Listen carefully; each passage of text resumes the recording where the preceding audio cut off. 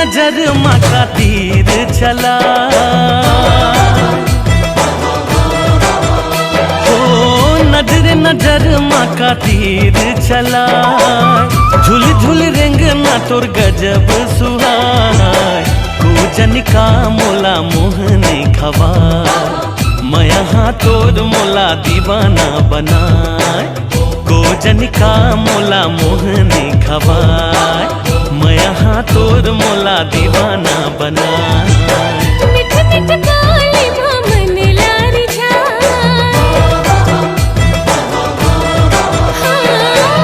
मिठ मिठ काली मन लारी जा।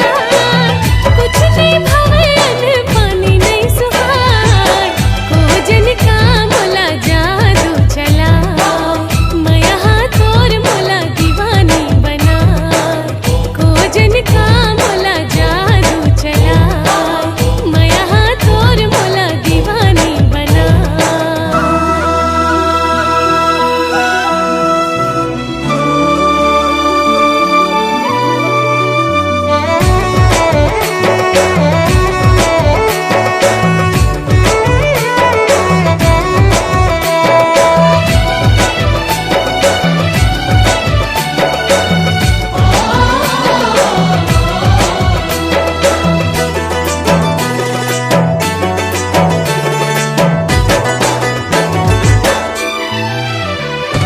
निक बड़ा तोर लागे खनर खनर चूरी, सुन के तोर बोली जिया मचले छुरी। चैन मुर्गा मागे निंदिया उड़ागे, मायाला तोर पाके ये जिंदगी हरी लागे। मोहनी सूरतिया गजब तोर भाई, हो मोहनी सूरतिया गजब तोर भाई। हिरनी के भीतरी बात ही हाँ समाय, गोजन का मोला मोहने खवा। मैं यहाँ तोर मोला दीवानी बनाए।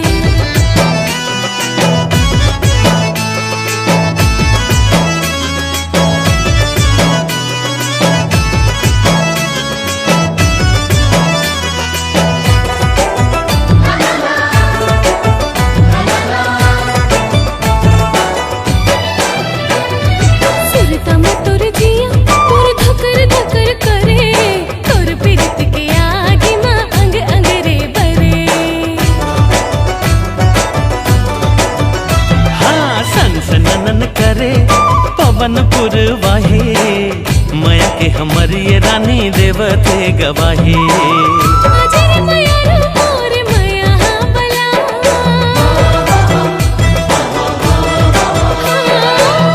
अजर मयारू मोर मया बला। तोर बिना गोरी अब रह नहीं जाए, गोजन का मोला जादू चला। मैं यहाँ तोर मोला दीवाना बना।